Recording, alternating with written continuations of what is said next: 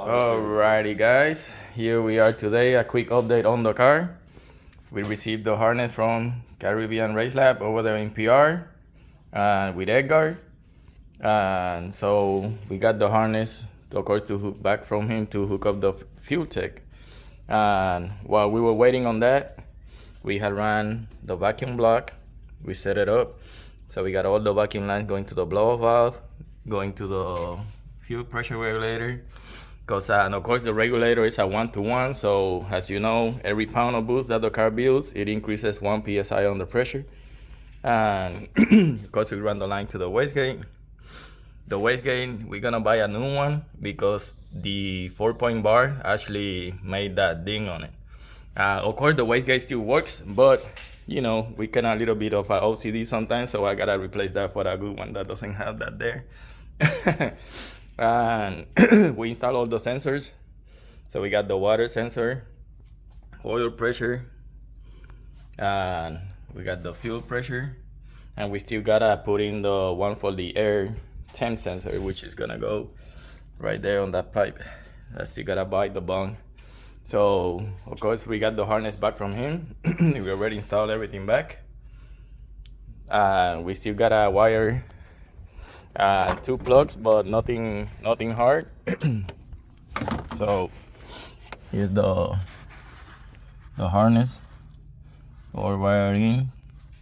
So all we gotta do is finish wiring these 2, which he explained to us, you know, what we need to do. And this one is the one for all the sensors that we added, oil pressure, fuel, things like that.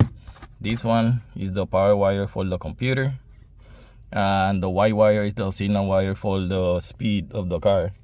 So he explained to us which cables to use on these 2.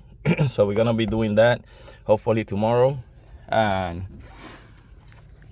we're waiting for the base for the fuel tech. Of course, you gotta add the sticker. We don't gain no power if we don't put the sticker.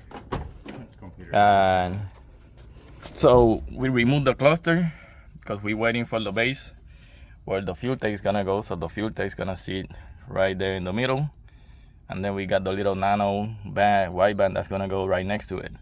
So we're waiting for the bezel here that's gonna have the mount for the fuel tank. And we also installed the switches.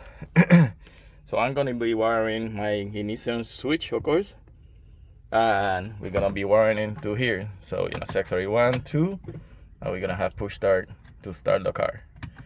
Then you know, the main power to turn on the switches. So we still got the fuel gauge there, and the fuel tech should read the fuel, but if it doesn't, we got that backup one there anyways. So far this is what we done to the car. The reason you see a rack back there is because we actually left the stock cluster in there. So push the stock cluster in there, so you know, you can actually get under the dash and look up and see. But the speed and stuff like that shouldn't work on it anymore because now the fuel tech is gonna be reading that. So those are the updates. And of course there is a wire that comes all the way from the fuel tech right here to the ground of the battery. So we gotta tie it up, and everything is still not connected. We don't got the ones in the front connected yet, so we didn't want to power nothing yet.